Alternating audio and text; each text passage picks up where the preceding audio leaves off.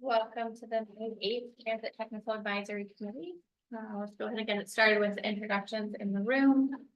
I'm David Teray with SCTA, RCPA, and we'll move to David. David Davenport, Golden Gate Bridge Highway Transportation District. Chris Barney, SCTA, RCPA. Jared Hall, Petaluma Transit. Sorry, Maria Petaluma Transit. Adam Garcia, SCTA, RCPA. Britt, SCTA, RCPA. Ross Clendon, SCTA, RCPA.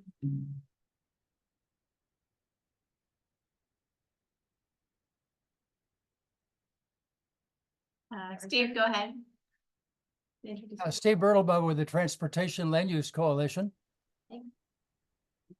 And I see Jacob from Golden Gate is on. As well as Lauren, and I don't want to butcher her last name. Lauren DePashley, yeah, is here at Jacob Brown from Golden Gate. Yes, thank you for that, Jacob. All right, great. And then Good morning, Robert Betts, Marin Transit. Emily Betts, Smart. Stephen Schmidt, Sonoma County Transit. Charles Smith, Sonoma County Transit. Matthew Wilcox, Center of the City Bus. All right, great. Let's move on to public comments on items not on the agenda. Are there any public comments? Yeah, I will be very interested in how the whole debate around funding for transit 1031 is going to deal with the CARB suggestion that we need to double the amount of transit that's available. So that's in the back of my mind. I hope it's in the back of others' minds. Thank you. Thank you. Any other public comment? Okay, great. Move on to item number 3, approval of the meeting notes from April 10th. Are there any comments or corrections on the notes? Motion approval. We have a second? I'll say. Okay. Great. Any opposed? Right. The next item is the SCTA travel model update and ABM white paper that is attached to the agenda packet, and that will be a presentation from Adam Garcia. All right, hello everyone. Adam Garcia, data analyst with SCTA RCPA. Bringing a jam-packed item to you today. You get the fortune of having, I think, 3 different presentations that have gone to the TAC into one. So apologize for the meaty report, but there's a lot of great data in there. And what we want to bring this to you for is we're excited to be updating the travel model this coming year to reflect existing conditions for 2023. Right now they're at 2019. So trying to get a better picture of what travel behavior was like last year. And then updating the future conditions as well to be consistent with general plan build out, as well as the Plan Bay Area 2050 goals for MTC. So I was going to give a highlight a little bit, try to run through this fairly quickly. So stop me if there's any questions as I go through. For the model, just to kind of understand a little bit more of how it's relevant and helpful for you is looking at what are the inputs that go into the travel model related to transit? What are the variables we can control? So there's a few in there for transit network, bus speeds, transfer points, park and ride access, and then obviously the routes as well too. So I'd maybe just stop there. You can see on the staff report the other road network variables, but just wanted to see from the group if there are any other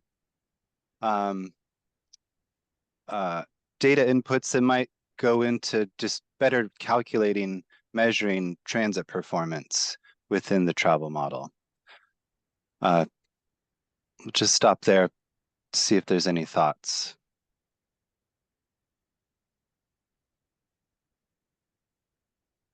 Great. So that's good to know. We will stick with what we have right now. But if something does come up, of course, please feel free to let Chris or I know.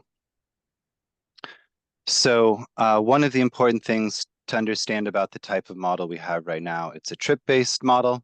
So it's really counting individual trips from one place to another location and then tries to assign that trip based off different variables in terms of kind of at more of a zonal level. Where are people going? How would they get from one zone to another? It's a bit antiquated in terms of where modeling is at right now. We're keeping up with the regional standard of what's called an activity-based model. So that's where, for those of you who might have played SimCity as a kid or an adult, you're actually looking at individual people and linking those trips together. You're understanding the household relationships, how many people within a household. So there's a great amount more data to be able to analyze travel behavior and ideally get then more accurate results. Kind of trying to get away from that zonal trip-based idea and actually getting the real life activity of where people are moving around. So that's where we're moving into the future. We have a white paper that is attached as well that can give you a little bit more detail about some of the options we're considering right now of how to move forward with transitioning from the trip-based model to the activity-based model. The two strongest candidates pathways that we're looking forward is one, MTC will be releasing what they call their MTC travel model 2.0, likely within the year. This is a very robust activity-based model that does have some limitations for us in Sonoma County, but can help us meet the standard of where the region is at. The other option is adapting to what Marin TAM has done for their transportation and travel model. They took an earlier version of that travel model 2.0, it's before it had been finalized, and customized that to Marin, looking at 101 and SMART, calibrating a lot of those different variables specifically for Marin. So given that we share so many of the same resources in terms of 101 and SMART, that could be another option to consider as well, to be able to build off what they've had already, but then adapt it to Sonoma County. The two limitations that we're examining right now that I think are in either option is one, neither model Mendocino or Lake counties. We get a lot of travel from there, including transit. And so being able to understand those traffic flows would mean some additional costs to account for that, those trips in the travel model.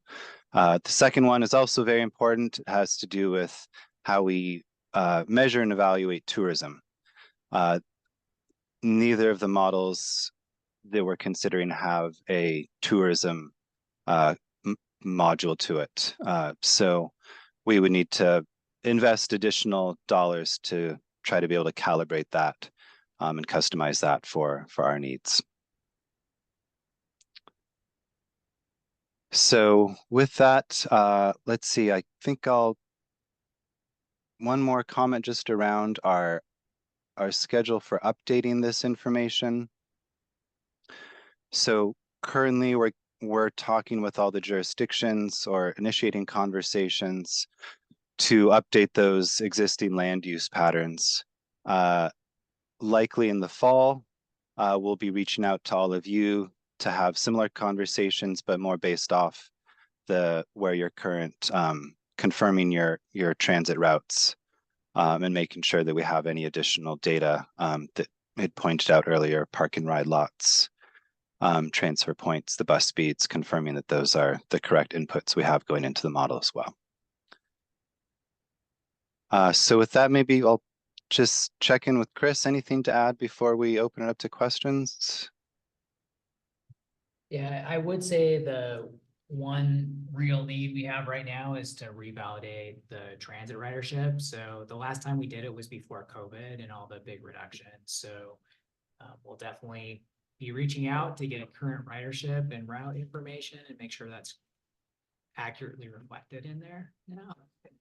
So yeah, appreciate all the work Adam's doing. And, you know, I think one of the benefits to moving to an activity-based model is, as Adam said, is really looking at what people are doing, not big aggregations of people are doing from zone to zone, but looking at simulated household level travel patterns each day. So we should be able to more accurately represent how people are using transit and transferring and getting to and from transit and things like that. So, but it's a big, complicated, expensive model. So it's going to be a process. So, yeah,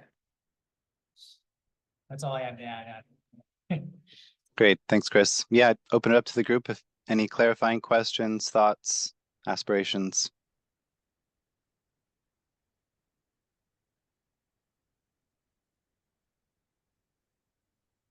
All right, great. Well, I'll pass it back to you, Dana.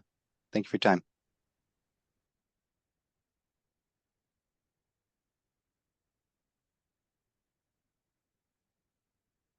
All right, the next item is regional funding, and under that we have the Transportation Development Act, Article 3, and Transportation Fund for Clean Air quarterly report. So this is for active projects as of the end of quarter 3.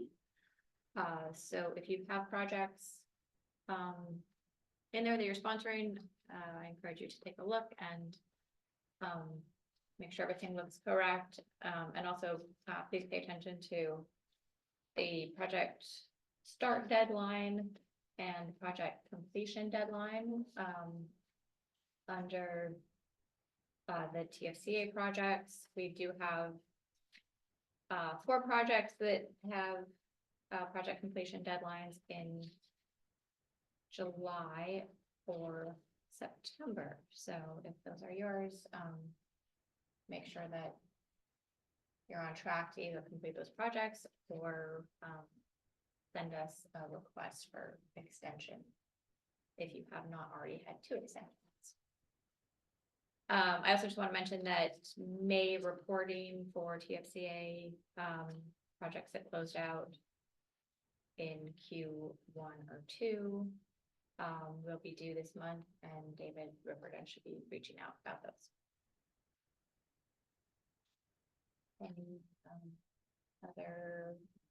Any questions or comments? All right, thanks. The next item we have on the agenda is the Connect Bay Area SB 1031 discussion. James Cameron would like to actually lead this discussion and is wrapping up another meeting, so I'm going to skip over it and come back to it after other updates. So we're going to move down to item number 6, which is regional meetings report out. And I will just open it up to the group for folks that are representatives on various regional meetings. And they have some report outs for the group. You can start. Great. Cool. All right, awesome. Done. Good morning, everybody. Maria from Petaluma Transit. So I just want to do a quick report out on 2 of the meetings that I attended. One was the one that Bart does, the marketing meeting. I know that Smart is on that meeting as well. They had a presentation on Seamless Bay Area. As you may already be aware, Seamless Bay Area runs Transit Month in September. I think from my limited experience, I think we don't get a lot of North Bay exposure for a lot of their events. So this is kind of it's time if we want to do something. You know, they do like the CEO ride along sometimes. If you're not familiar with Seamless Bay Area, I'll put their presentation in the chat, and if then Drew will have it for anybody who is interested. But basically, like, you know, they're promoting transit all month long. There's prizes you can win. There's, you know, swag we could provide. So typically it is easier to, if we're going to do any kind of event, to coordinate with something we're doing already and make it part of the Seamless Bay Area schedule of events. So if you're interested in more information on that, there is, the item is in the chat, or you can look up Seamless Bay Area. I'm sure a lot of you have already done work with them. I don't think Petaluma Transit has done a whole lot, other than kind of participating, maybe giving swag, but not having anything specific. So if that is fast approaching for September.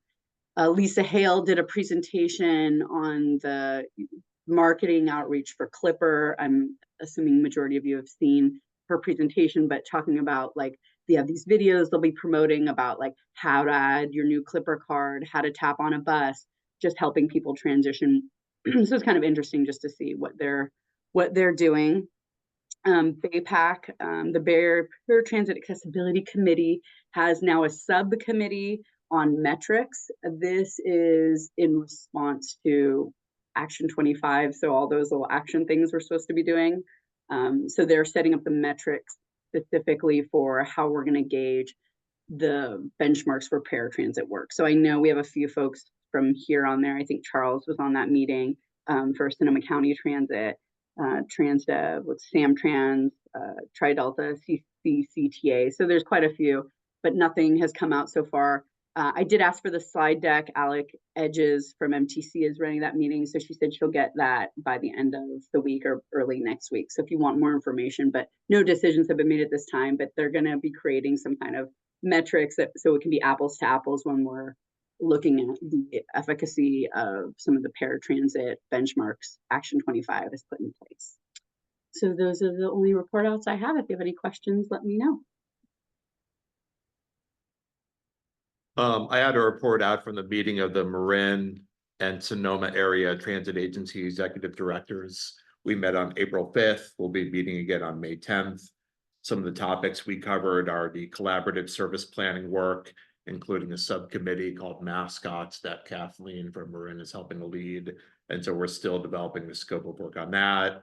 But we've already signed off and agreed service coordination schedule. So we're kind of reviewing the final scope of work for that, and we'll have that issued relatively soon in partnership with MTC, who's helping to provide funding for that effort. We received an update on the regional ZEB zero emission bus plan that MTC is doing. Craig Boasman provided an update on that. I believe the final report will be available in a few months. They're getting to the point now where they're working on the draft report. We received an update on State Highway 37 planning from Marin, some of the efforts being done there, looking at alternatives. There's, of course, the marketing subcommittee that several of our agencies are a part of. Maria attends those regularly as well. We talked about an upcoming financial subcommittee that'll be meeting for the first time tomorrow afternoon, and James Cameron is the chair of that from SCTA. And that was pretty much it for that meeting, continuing a lot of discussions in a similar regard for this upcoming meeting on Friday this week. Thank you.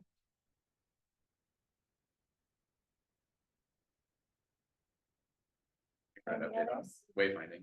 Okay. So the wayfinding TAC's been meeting regularly. No major news other than Sonoma County will be one of the pilot sites, not to be confused with the prototype, which is the downtown transit mall smart station area. The pilot will be actual signs in the field along specific corridors, which haven't necessarily been selected, but Sonoma County and Solano County were selected because of the diverse nature of our transit services. We have rail, we have suburban, slightly urban in Santa Rosa transit service. So most likely, one of the corridors will be Mendocino Santa Rosa Avenue, since we share the corridor with Sonoma County Transit. That may extend to Petaluma, not sure at this time, they're unsure. But that'll be inclusive of new bus stop flags with the designs that they brought up with the kind of like golden rod and bluish design. So we'll need to do, and they're aware of, broad education to our riders that these are still transit stops and there's a new look and feel. So the prototype sites might actually help with that because it won't be completely unfamiliar.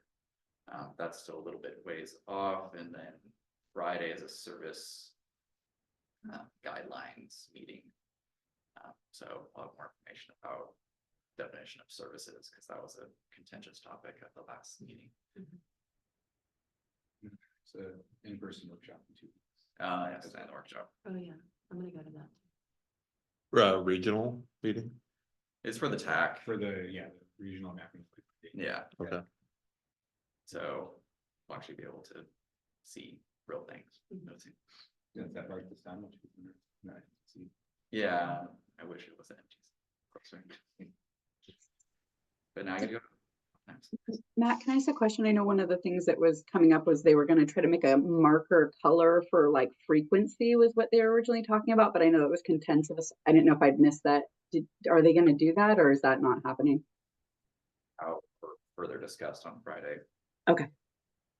Part of the service types. Yeah. Yeah, there's a lot of, I mean, not for us really, because the way they define it, most of us fall in one single category regardless of our route. It's more of like established branding on colors and lines with the larger operators, and how those will be integrated. Do you know if they settled on, there was a lot of discussion about, is the higher frequency route a 15-minute or a 10-minute or a like more frequent than 10-minute? And there was a lot of. Yeah, debate. I don't think they settled on that, because the point, and like we can make it to like what we consider high frequency is different than what a muni route might consider high frequency.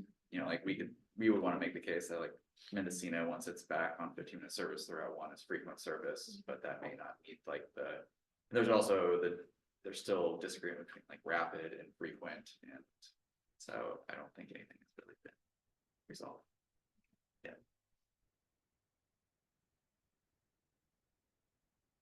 Steve, your hand up.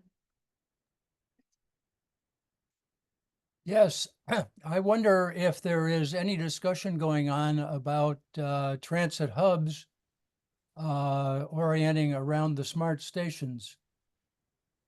In Santa Rosa, we have the problem of the smart station being at one location and the hub being downtown, and connecting back and forth is a little longer walk than most people would want to do. And there aren't that many buses that connect with the station. The Guerneville Road Station is pretty distant from the transit orientation. And it takes a long time to think these things through and get any results. So I wonder where that is on everybody's horizon. I can say for city bus, it's not on our horizon to put a hub next to the downtown station, just because the land is not available in any capacity.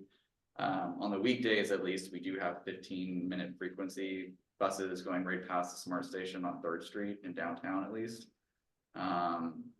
In the next 2 years, we'll have 30-minute frequency on the Route 15, which does connect to the Coddingtown, from Coddingtown to the Guerneville Smart Station. So there is decent transit frequency, or it will be, to the stations. It's a matter of fully conveying that to the public, and that's also part of the wayfinding project that MTC is putting in place at the prototype site for downtown, since there's not really direct guidance between the two locations. The thing that we've done in the interim is, at least on our transit maps for our service change in May, we've put the connection times for our local routes to the smart stations, so people can actually see when bus will arrive in front of the stations on our maps. So there is that, at least in the interim, but I don't foresee any sort of relocation of major transit infrastructure, just due to the land use in those areas. It would, in my mind, be cost prohibitive and require eminent domain and a number of other things I don't think the city would want to pursue.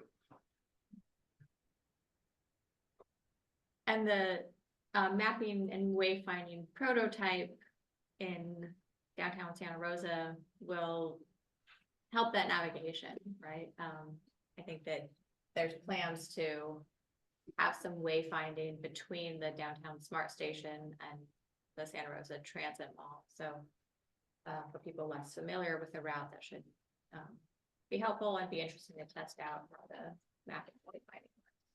In addition to the new crossing on 3rd Street at the new development adjacent to the smart station will be helpful.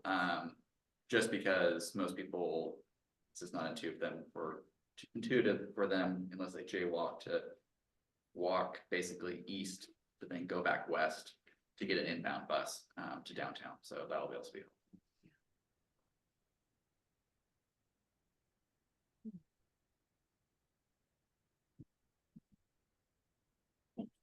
That's the end of my wayfinding. I had an update that was given to me from the CARE programs staff and working group. So it looks like MPC is expecting transit agencies to sign an MOU for the no cost and reduced cost transfer program, which will take effect when Clipper 2.0 kicks off sometime in the next few months or so. And the one challenge that everybody should be aware of is that every agency is expected to perform its own Title VI analysis. There is no regional Title VI analysis for the program. So my understanding is there's going to be some sort of coordination work or, like, I don't know, email list or something to help with amongst the agencies on the process. But MTC has been claiming that Clipper 2.0 would kick off in September. So if you believe them, it's coming soon. I thought I heard Clipper 2.0 is delayed at least 6 months. Oh, well, yeah, are they finally saying that? I with think their they outside said voice? that publicly. So Okay. it's been pushed. Because I know 6 they months from September. canceled Yeah. the executive board, the previous meeting, that they were thinking about how to publicly acknowledge that. February. But nonetheless, it'll be here before you know.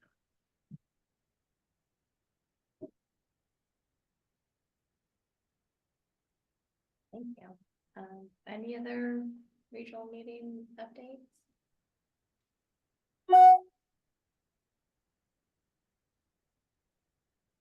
Okay. Then let's move on to MTC Plan Bay Area 2050 plus and Transit 2050 plus. Let's see. We met. I'm looking at my notes and at you at the same time. I'm trying to remember if at our last meeting we mentioned that we were meeting in person to go over the first version of the draft network for the 2050 plan. Does that sound familiar? So we had that meeting. And we will have further discussions. I think we're gonna have a version 1.1 discussion, if you will, at the end of this month. The project performance analysis is ongoing. And I think we've delayed one of our project management meetings by a week or two, just so that MTC is ready to go with us in that discussion. And so beyond that, sometime later in June, it looks like will be when they start going to committee meetings again, outside of the project working group. Yeah, I think the latest is they're soliciting public outreach opportunities. Yeah. I gave them a list of things that were happening. reminded them of all the tribes that exist in the North Bay. 'Cause that was not explicitly spelled out in the materials. I'm not sure when that outreach is happening.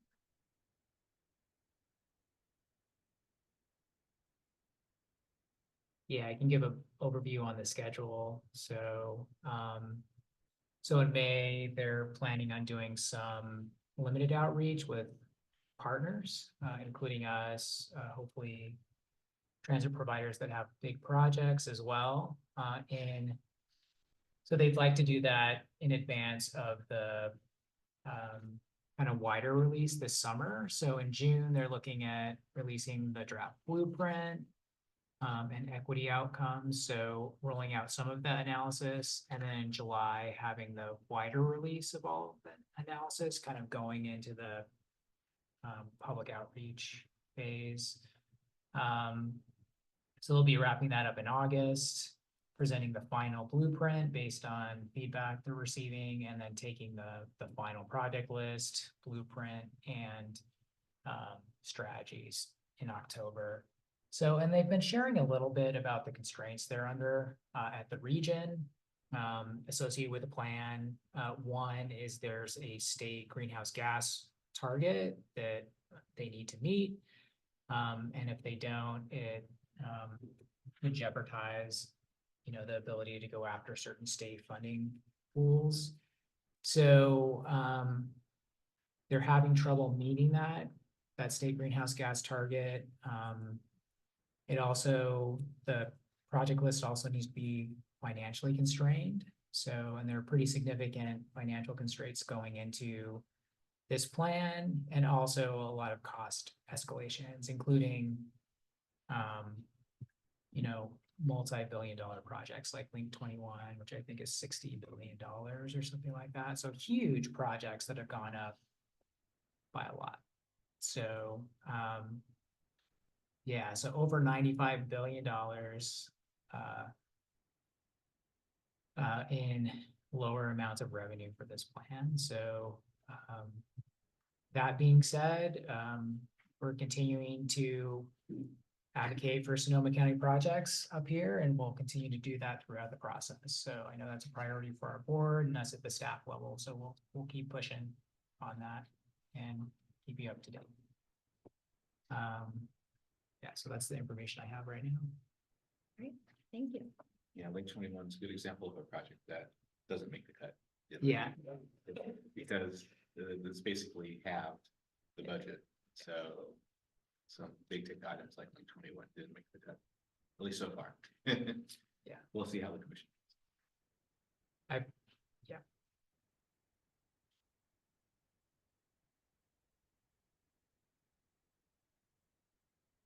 Anything else on the Bay Area Transit 2050 plus?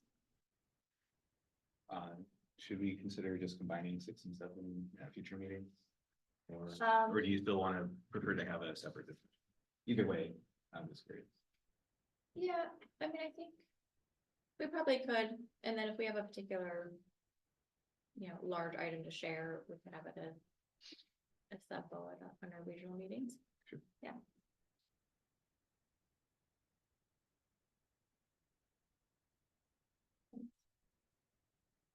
All right, let's move into transit integration updates. Starting with the Sonoma County work. We have a draft final integrated transit service plan that's been circulated to the transit operators and will be presented to our new transit ad hoc on May 20th. And to the RCPA board on June 10th. So we are looking forward to that. Matt, I steal your thunder on your most exciting update, which I think was this month, not at last. Oh, the website? Yeah. Our website is live. That's part of the integration process, because now we have Trillium as our web developer, much like Petaluma and Sonoma County Transit. We've had about 600 and some odd new unique users as of yesterday. I mean, it's gone up, so people are using it. I presume it's working well for people. You've had some criticisms, but they were maybe just user error. But we've reached out to those people to figure that out. We were accused of not having schedules on our website. So that was the strangest one that I got for feedback. But yeah, so far it's been a success, and then we'll just, the next part of the process is making the other two websites, Sonoma County and Petaluma, all have the same layout at least. So people going between the websites can find the information pretty easily, but so far so good, and we're excited. So, yeah, we have some contract work to do for that next piece. And it will also include a single landing page for all 3 bus systems in Sonoma County. That will take you to those 3 different websites that all have the same look and feel. I didn't even try it. I got bus schedules on your website. Like I said, user error, but I'm presuming to be the case. We also, I think predominantly people use it on mobile.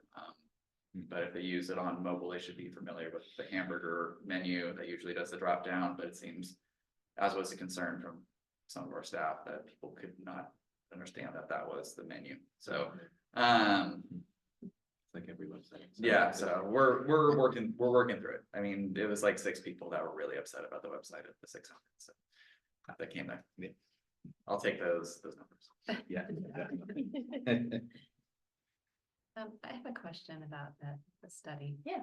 I feel like in a meeting that I was in, Nelson Nygaard said something about that they were going to be kept on to do some kind of continuation work, that there was a next phase or something. Is that true, or is this the end of their project? This is the end of their Okay. project, All yeah, right. and their contract is just through the end of June. Okay. All So right. it'll get through the presentations.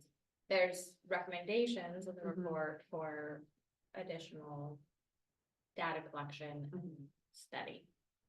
And is there a time frame for that, or is it just a recommendation? That is something that we are going to try to get some direction from our transit ad hoc on, and but yeah, outlining and really defining those next steps in the timeline. It's something that we're using our ad hoc for that direction. And one of the people from that team is doing mascots, right?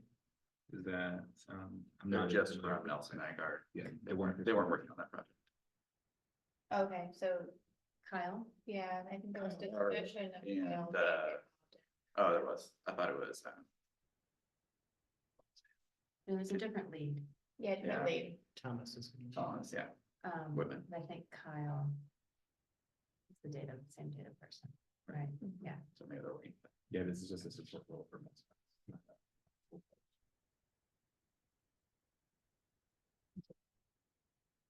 Yeah.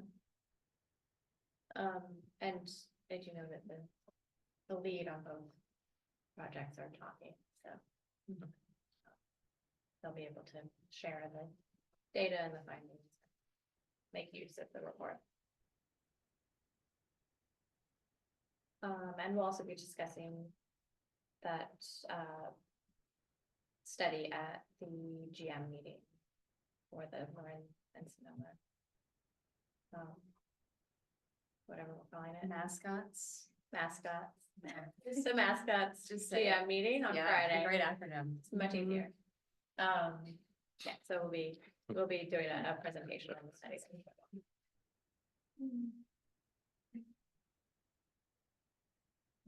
All right, and I think since we have regional meeting report outs, I will change the description under item 8, transit integration updates, to really focus on the local work.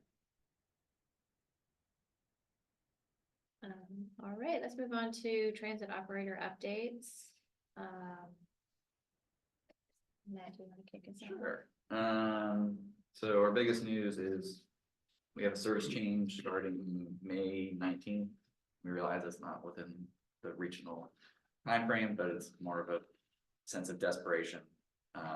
Just because our on-time performance is so horrendous right now. And then we were magically able to get more service out of the same amount of drivers, so that was a big win. Like pulled the slot machine lever and it worked. Essentially, so that's exciting. Our Route 9 will have 30-minute frequency, so another big boost for smart station access by transit, since that route goes directly by the station, at least in both directions. So it's an extra bus for people to catch to make that connection. The other, I mean, from a ridership standpoint, we've been chugging along pretty well. We had our highest month of ridership in April, 131,000 trips on fixed routes, so that's pretty exciting. Even with some service that was cut because of driver issues.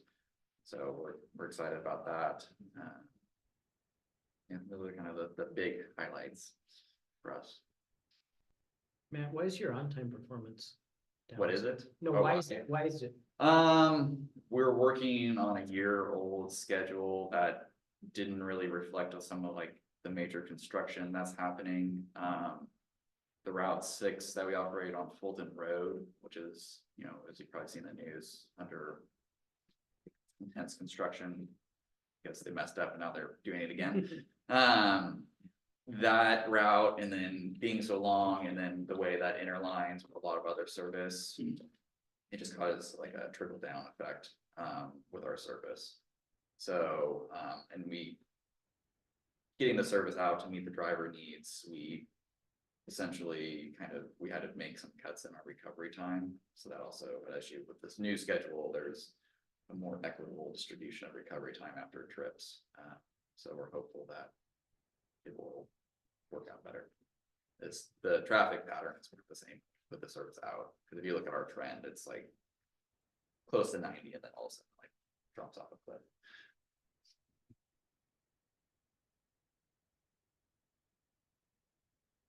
Oh, thanks. Sonoma County Transit. Yeah, we've also got some schedule changes coming up, effective June 9th and 10th. Essentially, it's just stopping our school tripper service for the summer. We've got some minor changes on Windsor Route 66. And then we're under contract for 5 Phoenix, used to be Proterra, 40-foot electric buses that we hope, or they're telling us, will be here by the end of the calendar year, so December 2024. And we're also working on 5 40-foot electric buses through Gillig, which will be later that next year.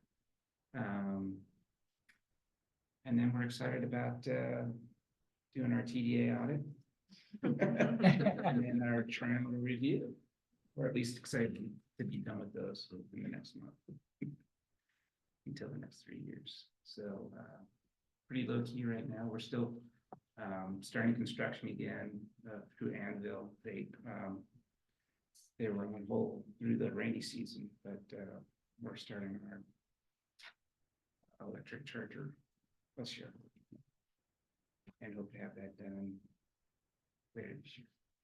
This county. Yeah, hopefully when the Phoenix buses show up, the chargers will be completed too, so we can charge our buses. You guys can bring them over. We have Oh, yeah. Come over there and steal some juice. for like a month. Charles, you have anything? Yeah, so that's the fixed route side. On the paratransit side, we should be getting 6 new cutaways by June 30th. So I know Lindsay is happy about that we're getting some new vehicles for her team. Ridership is also increasing on the paratransit side. It's almost back to pre-COVID levels. So I think year to date, we're at 70% of pre-pandemic, but last week and the week before were the highest levels since the pandemic. So that's great also. We also had a comprehensive visit from NextBus, UMO NextBus. They came by and we went through every bus to kind of fix the little things that were broken and kind of get our system back up and running. So I believe our real-time tracking of our vehicles is above 90%. And we're working on validating the APC numbers so we can get stop level ridership data in the future. So that was great. Yeah, that was the big exciting news and a lot of hard work from Charles to especially get the APCs back up and working. So hopefully we'll start getting some good data pretty soon. So those are next bus. Yeah. Right? Yeah. That would be exciting. Yeah. Mhm. So they weren't really reporting anything after. Steve, where are you in the triennial and TDA process? Well, they just released the TDA audit, the draft, and then we're gonna meet with them May 15th, I think. So they've done their onsite? They never came on site. Sorry, which one was The that? TDA. Oh, TDA, Yeah. okay. And so the, no, and the onsite, I think that's June, middle of June, is we're gonna have the onsite For for your the FTA. trial review. Okay. We're doing our TDA STA audit. We have the round 2 meeting next week. For us, they offered the option of doing on-site or remote. We chose Right. remote, but you could do either way. Yeah, we just had our in-person exit yesterday from same auditor. I mean, they're doing everyone in the Bay Area, which I think. is Yeah. really For interesting. TDA? For TDA, Yeah, okay. it's the first time they're comprehensively doing all the operators, so. Seems like they're giving everybody a COVID pass for the TDA audit In what way? in that, at least for us. Things They're- like they're- cost escalations, Yeah. knowing how much it went up over that 3-year period with inflation, things like that. And how your cost inflation impacts your cost per boarding. How your productivity can be impacted, just knowing it was such an unusual time, it's hard to really nail down what's effective operations versus what isn't over that time frame. It's kind of the comments they've been providing. So they're not making recommendations, at least they didn't make Yeah. recommendations for us.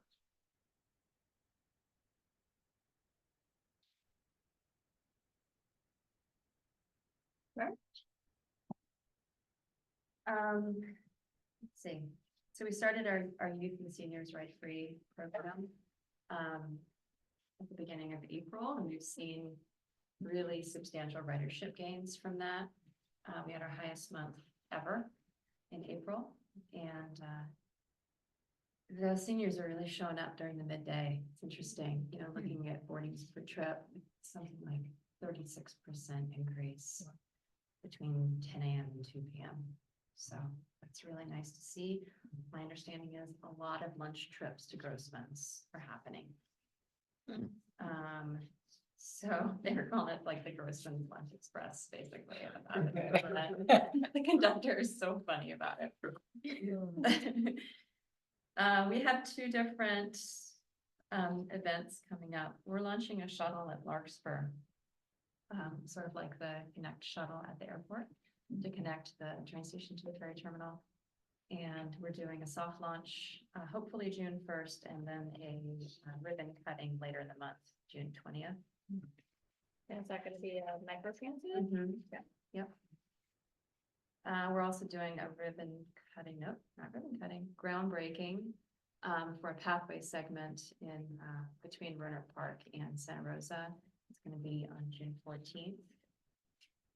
And that'll be at the Andy Lopez Community Park event there. Let's see. Oh, this is not a smart project, but I wanted to mention that City of Santa Rosa is the Chamber of Commerce, I believe, is launching like a trolley. Matt may know more, calling it. I wish I did. Rose E. My understanding. Saw that in the The paper. E, Rosie or whatever, it's a little electric trolley. I can't wait to see it. And it's Sounds like gonna, a golf cart. What they describe. yeah, I know your feelings about this project, okay, but it is gonna run from the Santa Rosa downtown station, loop around and run, take people who don't wanna walk to the downtown. So the hours are pretty limited. I think it's 3 or 4 p.m. to 8 or 9 p.m. Something like Thursday through Sunday. I don't know. It doesn't exactly like line up with smart service, but maybe from our perspective, some people will be able to ride it back and forth. We'll see. I think it would be cute, if nothing else. And then they're having a ribbon cutting next week, and I'll be there. You guys go. I think it's in the paper Smart was contributing towards that, is that Mhm, correct? We are. We're Okay. helping to sponsor it. Okay. Mhm, yeah. Yeah, we'll see. I mean, I think, you know, they may need to end up expanding the hours if they actually want to get people trained. I think it's a good start. And then one other sort of fun little project I wanted to mention is that we're partnering with the Sonoma County Regional Parks to connect to their river shuttle this summer. You know, they run a shuttle out to the Russian River to drop people in one place and then they can go down and pick you up. And we're gonna run our Smart Connect out from the airport to take people out to the river on weekends. So you can take the train. Yeah, right, that's all I got. What is your ridership like on the Connect airport? It's still low, but it's growing. Still early. Thank you, Stephen. Yeah, April is our highest ridership month ever, okay, it's growing, you know. I'd say like around 20, 25 a day. So. That's double what it was in its first months, right? Thank you. Well, thanks, brother. Your support. That's good. Yeah, it's a tricky one, you know, Yeah. with transit, you know, it takes people a long time to change their habits, right?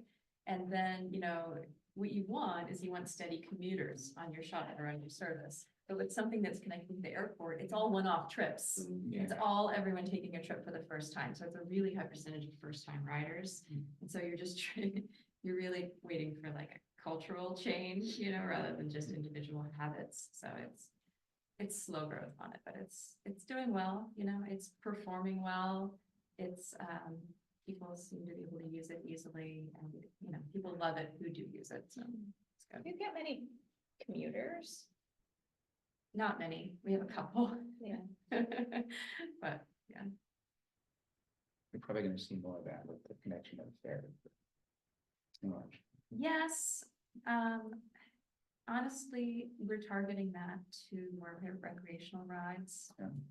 I mean, the complaint that we get is that it's too far to walk for those with limited mobility. And so we're actually just gonna be running it Thursday through Sunday to Yeah. start off with. Okay.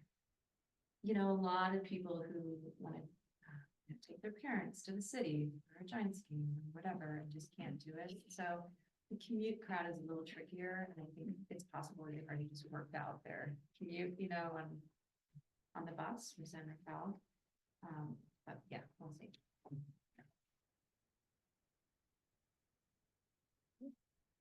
Yeah. We're in transit. Okay. I don't know how many of these Kathleen has given updates on it. They may be a little operational skewed here, but I'll go through my full list here. We've kicked off our internal SRTP process. So our short range transit plan, the last one MTC requested wasn't of much value for our agency. It was more of a financial exercise. We're going back and really doing a comprehensive SRTP. We're actually doing focus groups to kind of kick off that effort to get input on a lot of different aspects of our service to kind of provide the groundwork and potentially update some of our KPIs and our thresholds. So that started actually last week. We had our FTA triennial, our onsite. We had our exit conference last week, and we're expecting the draft report in June. We also had our exit conference yesterday for the TDA audit. So we've been busy, yes, providing a lot of documents for MTC and for the federal government. We have a number of upcoming software procurements. The first one we're going to do, which will be next month, is for a comprehensive APC implementation. Right now we have APCs on about 40% of our vehicles, and the accuracy of those APC devices are pretty low. They are 12-year-old hardware devices that we just need to replace. So we're doing an RFP for that we're planning to release the first week in June. Behind that, we're going to do procurement for our CAD EVL system. scheduling software, both fixed route and demand response. So we have a lot of upcoming procurements as it relates to technology. We restarted our Muirwood shuttle service last weekend. Last month. So that's weekends and holidays only between, I think we started actually March 31st and the end of October.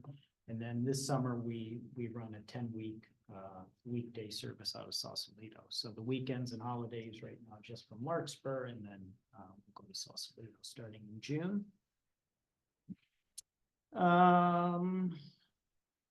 Last week we kicked off a what we're calling a transit corridor study. This is a study looking at 3 corridors, 2 in San Rafael and 1 in Novato, about I'd call them BRT light type of implementation, TSP, Q jumps, bus bulbs. So we're working through that. We're also actively working with the city of San Rafael on integrating into their existing signal system. So they have an Opticom MyoVision now system in the downtown that was actually implemented when Smart came in. And they've identified that they can pretty much just add transit into that network without a big structural change. So we met actually on Monday with their consultant, and they're starting to work out kind of an implementation schedule. But it looks like we should be participating in their downtown network in the near term. So that's kind of a quick action item out of that'll work into this corridor study. We will be doing free fares for the fair again in Marin County this year. So it's a 5-day window where we go countywide free fare, and then we add some service at night to support the exit of the fair after the fireworks. So we're coordinating right now on marketing with the county fair to get that effort underway. We Monday at our board meeting, we gave an update on our Catch a Ride program. So Catch a Ride is our subsidized taxi and Uber program that we started. Well, we started in 2010 just with taxi, and then when we kind of sunsetted our Connect program, we added Uber into our Catch a Ride program that started last year. It's been very, very successful. I think we started the program with about 180 trips in July, and we did almost 1,200 trips last month. So enrollment has doubled, and ridership has really increased significantly since the time we launched that program. So there's a comprehensive evaluation and report that went to our board. We are right now focused on bringing on new providers. So we'll probably bring in Lyft and some other service providers into that program. And then we're also looking at moving away from the paper voucher model and looking at more of a digital credit or debit card type program for those riders. So. Can you remind me who's eligible to ride Catch a Ride? Is that general population or is that? It's 65 plus or ADA eligible. Okay. So it is, less restrictive than transit. We are also providing service after the March fair events. And are you guys doing free use this summer? We are, yeah. That went to our board, I think, last month. So June, July, August will be free fares for you.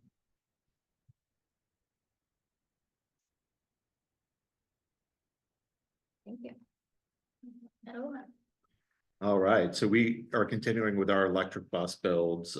4 electric buses, still anticipate getting them February of 2025. So finalizing all the specs for that. For March, our fixed route ridership was up 41% compared to March 2023. Paratransit was up 25%, so still continuing to see increases on those services.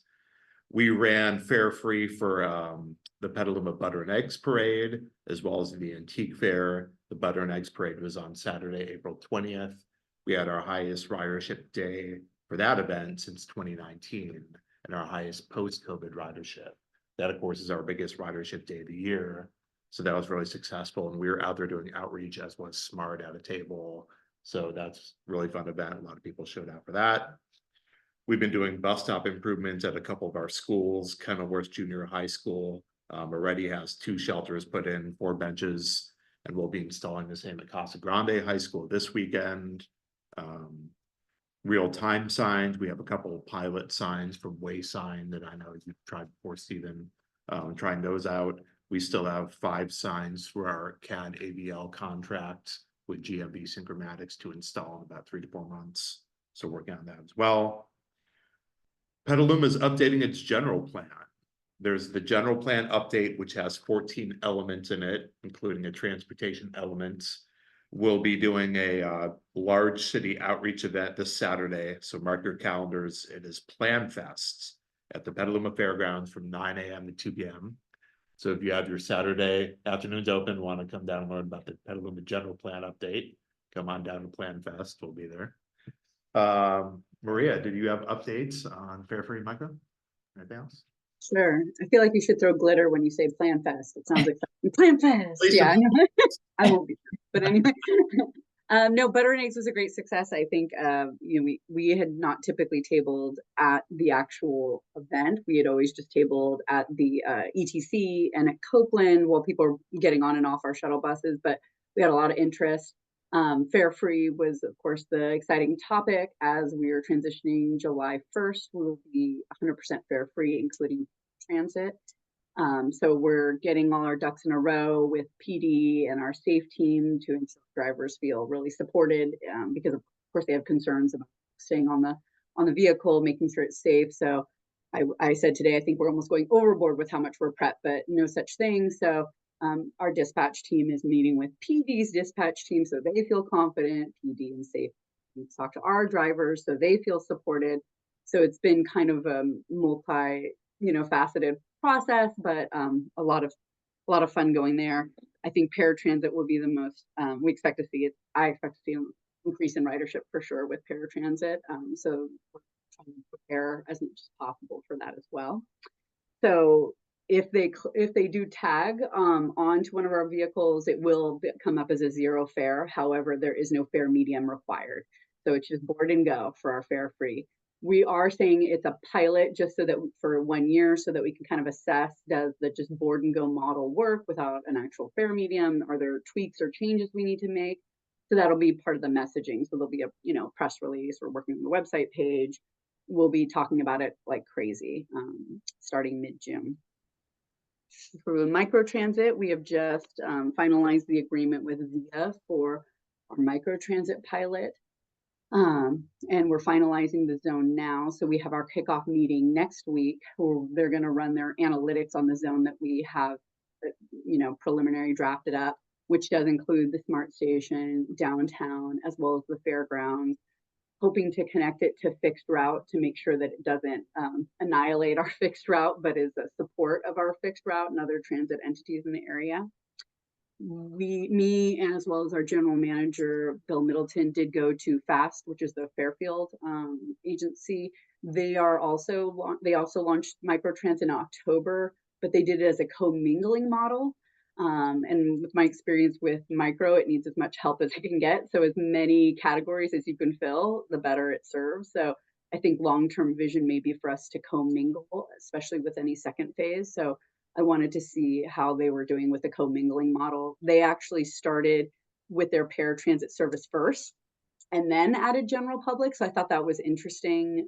They are using the routing companies. So it was great to also see the routing company in action since I'm, been familiar with VIA. So that was a neat experience and they're having great success.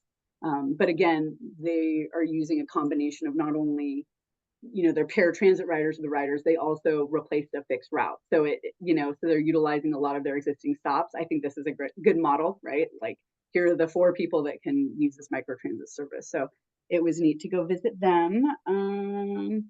On a side note, I did do a little mini Conva demo as requested with Marin Transit. Sorry. I think it was Marin Transit, TAM was there, Golden Gate, and it was just kind of a fun, almost like lunch and learn that bore out of one of our marketing meetings. And I think there might be an appetite for it, you know, when we're doing marketing that isn't like high level stuff, but some of these really simple things, if we can share in that way, it's a neat platform. So Canva is basically a cloud-based, internet desktop-based platform for doing things you would do in Adobe or InDesign, but at a much easier, more accessible level. So for folks who aren't doing massive design work, it is kind of fun. So that might be something that's another great way to collaborate because one tool. So I know I've shared things with Charles and he uses it as well. And it's kind of a neat collaboration tool. I think that's all I have. Maria, what drivers and vehicles are you using for microtransit?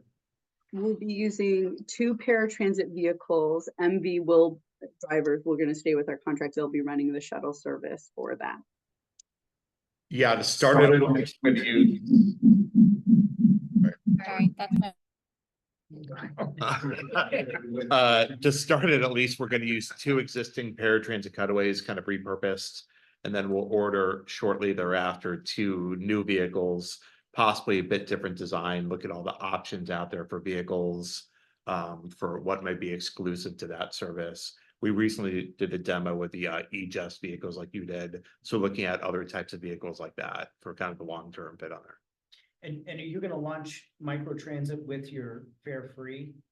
I mean, when you do your fare free, I heard maybe paratransit ridership's gonna go up. Do you have any concerns about the fleet and the drivers at the same time you do microtransit? I'll answer the second part and let Maria talk about the timeline. The second part, not as much. We're actually lower than pre-COVID numbers on paratransit. And so we have a good amount of capacity, both on paratransit fixed route. Even if we see a pretty large increase in ridership, which we hope is the case, we still have bandwidth we feel available on those. And on the paratransit side, we may have to add 1 driver throughout the course of the day, go from like 2 to 3, 3 to 4 in a really busy day. But again, pretty comparable to what we were doing pre-COVID around 2019 or so. So we anticipate some increase, but nothing majorly so that would cause major operational increases in costs, et cetera. And then in terms of timeline, yeah, we're going to try to push micro a little bit more, a little back into either mid-July. So fare free will be July 1st, which will be pretty not easy. I mean, there's a lot of legwork ahead of time, but once it operates, it's over. But with micro, as you're well aware, right, it's going to be a lot of hand holding for a few months. So thinking mid to late July that we'll be launching microtransit, and it will also be a free service. So we won't be charging for any Petaluma Transit services. And that's it for us. Great, thank you. All right, Pullman Gate Transit. Let's see. Our TDA audit exit meeting is next Friday, so we're wrapping that up along with everyone else. We don't do the triennial review until next year. Ridership statistics for the month of March, since we don't have April yet. Overall bus ridership is up 11% compared to March of 2023, so it's good to still see we're upwards progress. Similarly for ferry, it's up 32%, and for paratransit, it's up 12%. Overall bridge traffic is up 3%, so all positive direction numbers, which is great. I think I mentioned at the previous meeting that our 5-year tolling program was approved, so our first toll increase will be on July 1st. We will also have a fare increase on July 1st. Local fares in Sonoma County are not affected by the fare increase, but for the regional service trips that we provide, it's roughly a quarter increase per ride. Of course, less if you're using Clipper or if you're senior disabled youth. We recently completed a survey of people who use or are interested in our Petaluma commute service to San Francisco. We did online, and we also had, I think we were at the Smart Table at Butter and Eggs. And the survey responses were good. We received over 100 responses, which is great for such a specific type of survey. one of the interesting takeaways that we've gleaned from the survey is that the primary interest for a commute point in Petaluma is the Fairgrounds Park and Ride lot, even though we do run service elsewhere in Petaluma. There is a lot of walk-ons, relatively speaking, along Petaluma Boulevard South as well, but the overwhelming plurality of respondents are interested in just parking and riding at the fairgrounds because that has the highest level of bus service.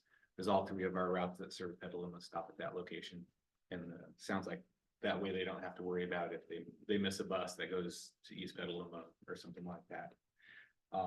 So the Route 164 demonstration project continues through the end of the year, so we'll see how ridership performs on that. We are having a discussion, just like Marine Transit, on transit signal priority in San Rafael.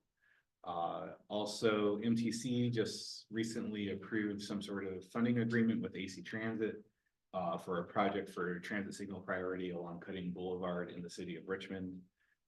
So the nice thing is once those are both implemented, we'll have TSP across a fairly sizable chunk of our service area because we have it in San Francisco already, which is great.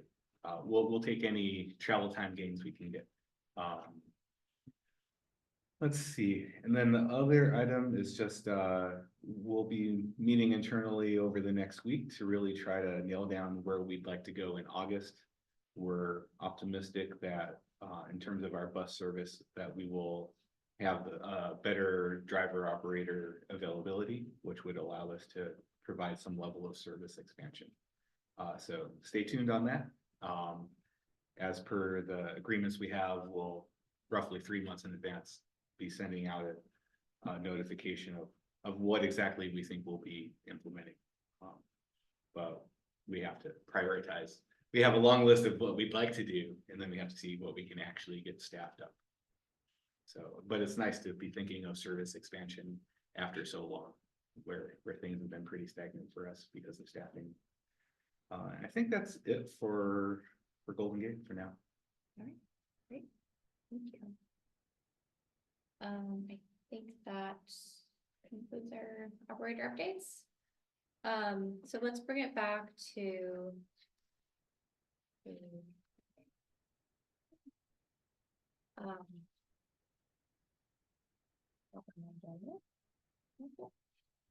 let's bring it back to item number 5.2.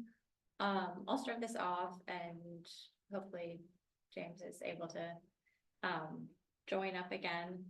But there's a number, so there's a presentation in your agenda packet, an MTC presentation from the commission workshop on the Connect Bay Area Act, known as SB 1031. And you know, I wanted to give an update based on what we're bringing to the SCTA RCPA board next Monday.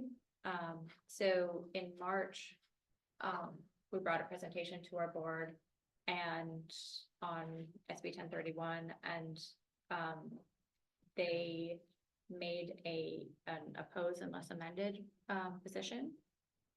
And so we are actually, there's a lot has happened since then. And a lot has changed, including like the merger of the two different bills. And so we are bringing a recommendation to, you know, consider changing the position on that. Let's see here. So, yeah, kind of throughout March and April, there's been a number of amendments, the renaming of the bill to Connect Bay Area Act, and they've established a 70% return to source minimum, which was really the major point of contention that our board and some other agencies had with the bill as well. I think that there's a slide in here that actually shows the funding breakdown with that 70%, so find it, bring that. Dana, what was the previous return source? I believe that there wasn't a commitment to return to source previously, so. Committed and donated, so. Right. Dana, when it's presented to the board, is there a recommended position that comes from staff, or is it all open-ended and it's up to the board to determine how they want to take a position? I believe that it is. The recommendation is to consider providing direction to staff on pending legislation. So, yeah, there's not a direct recommendation on the position. Okay. Some other agencies are taking a watch position on it, so Yeah. there may be a want to kind of back off a little bit, do that, but yeah. Let's see. It's so hard too, because it changes day to day, even over the course of doing the board packet, like over the course of a week, it can change a lot. So it's hard when it's so fluid to nail it down and create a position on. Dana, one thing I've heard too is there's concerns about the timing of a regional measure conflicting with smart authorization. So I believe that'll be a discussion topic at the board meeting as well. So recommendations to try and avoid that. So, and that's a 2026 target there. And of course, there's without going down the rabbit hole, there's different components of it. There's the funding component of it and the return to source. And then there's a governance organizational piece of it and how it'd be structured through MTC with a regional network management aspect and collaboration consolidation elements. That's a big consideration too.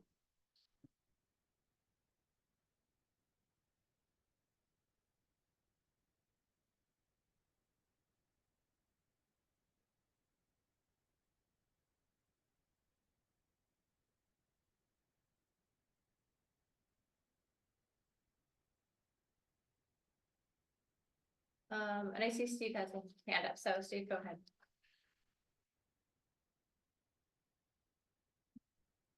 You're muted, Steve. Steve, did you have? Sorry, it's pretty clear that the origin of this was the problems that Bart and San Francisco were having as far as our income is concerned, which raises the question of whether the North Bay should be part of this or whether it should simply be the counties that are south of the counties south of the Golden Gate Bridge. Is that being considered? The big problem, of course, is that SMART needs to be on the ballot. And is there a chance that SMART can be part of this, or are we likely to have voters looking at SMART as a separate measure on the same ballot? I mean, I know that was part of the discussion overall is the impacts this would have on other regional, sub-regional measures such as the one SMART has, and there's several others throughout the region that have their own kind of dedicated funding sources. And does this possibly conflict to those? That was a point of discussion. I mean, one of the big motivations behind this, Steve, is addressing kind of the fiscal cliff that some of the bigger agencies have that you referenced. I think it's a balance of the need to do that regionally, paired with tying in the return to fund side for other parts of the region that don't necessarily have the fiscal cliff, kind of saying, what is the benefit to us by doing this? We need to see a strong confirmed return to source, in this case, the 70% data reference. So of the money Sonoma kicks in, it would come back 70% divided into the buckets. You can see there on the screen, not all of which go towards transit, but you can see the percentages. So I would say overall, that's the nature of some of the discussions, is balancing those needs of addressing the fiscal cliff and then kind of the regional equity component and the return to source. For the record, Golden Gate has fiscal cliff too, Steve. It's not just Barton Muni. Yeah, it's others, It's of Caltrans course. and MS as well. But in terms of this funding going to transit, Golden Gate is the only one that would receive any money from this, right? At least in the room here. I'm no expert in. Of the 30%. Of this, yeah, so I think that the idea is to satisfy fill the fiscal cliff first, and then there's this other formula. There would be these other formulas to make up, to get to that 70% for each county return to source, so essentially, if the funding is not all going to those with the deficit, then the additional categories come in to make up the 70% minimum. But the other categories aren't transit, right? They're there. It could be. Yeah, there's this transit, I mean, I think the transit formula is the formula would be the fiscal cliff, that's my understanding. And I think some of it they're discussing is the structure. Did they determine or not if it would come in through the county level? Like would SETA be the recipient, direct recipient, for example, of the county funds? Yes, that's my understanding. Okay. I mean, there's some of these programs are directly through MTC, but I think like the Safe Streets program would be county funds, and some others maybe as well. Yeah, the flex. 70% return to source right now where it's at, that would come to the counties, the CTAs. But that could change today, tomorrow, right? So.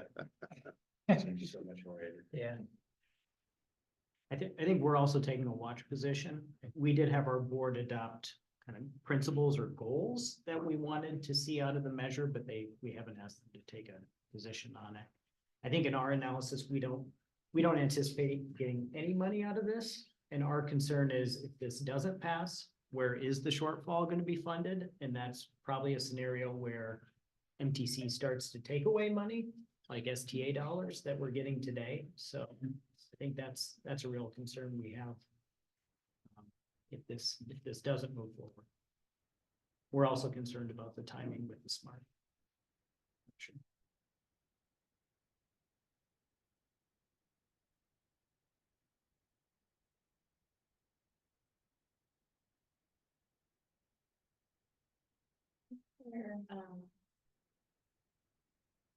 For all the links. I guess the big question I have is how do you put both this and the extension of the smart quarter-cent sales tax on the same ballot?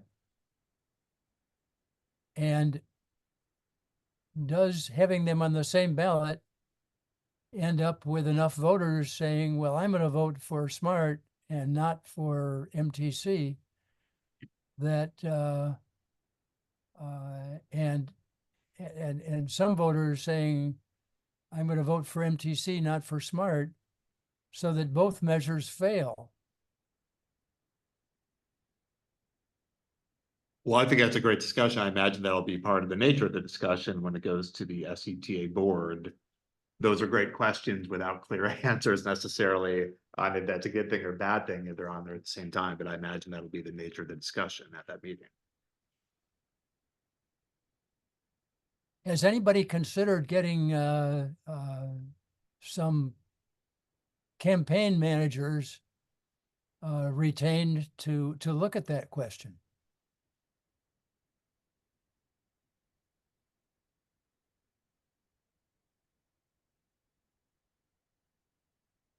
I know MTC's done some polling, but I don't, early in the process, and they're working with the legislators.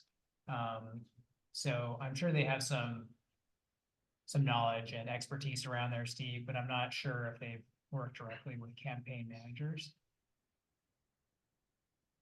Yeah, and I know the regional discussion for this measure, 1031's a relatively quick developing one now. Smart obviously has looked at their own measure over the years, but that was kind of prior to this initiative really ramping up. So I don't know if any additional analysis has been done there.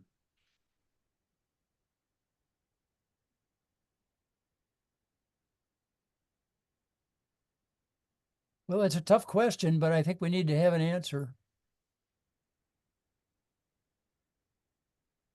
Yeah, we're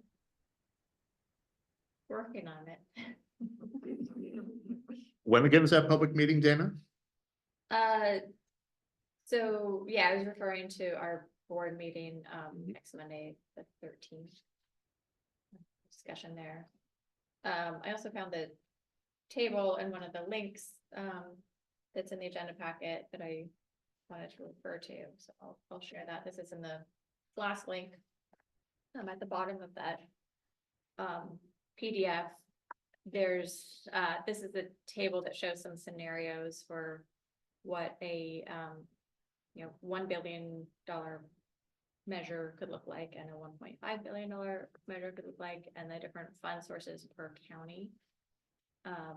So it shows how, how we would get to that 70% minimum.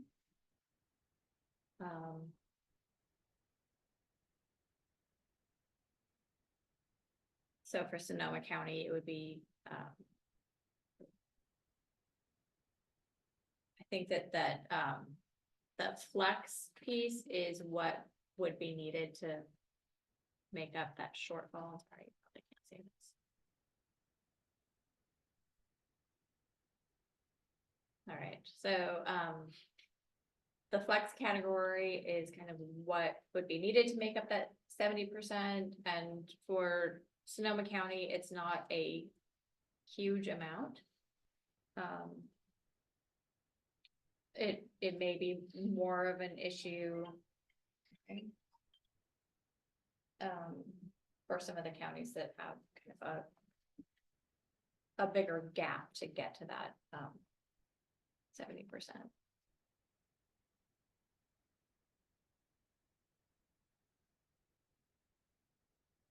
Well, it looks like all the Golden Gate shortfall is hitting Marin County, not Sonoma. Yeah, it's based on the ridership and where the ridership is coming from. And my understanding is that there's about 4% of Golden Gate transit ridership total is coming from Sonoma County. So that's why it's coming from.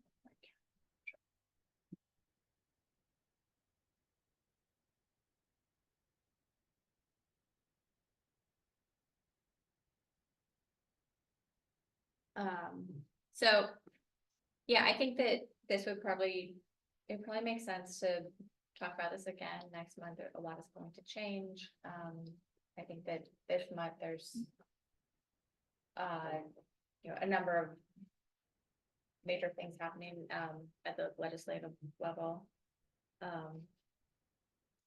So we'll have a lot more information next month, and I think it'd be good to continue the discussion then.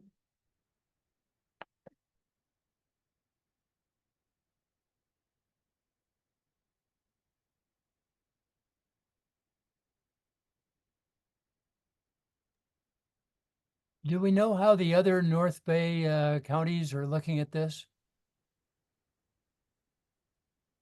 I believe that Napa was maybe the only county that initially took a support position. Yeah, I think Solano was either watch or oppose until amended. Can't remember exactly.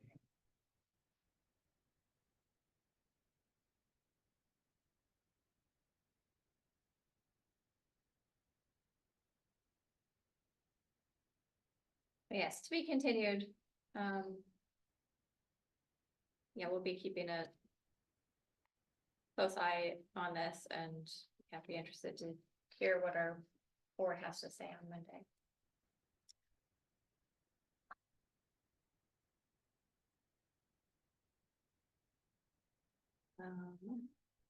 Well then,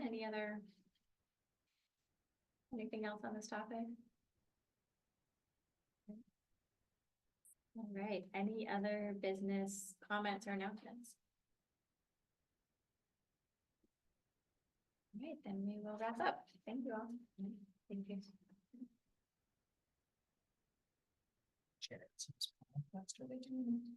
Like a charrette type thing, or are they doing like? It's more like an open house, walk around the tables, see the elements, talk to staff, answer questions, provide input.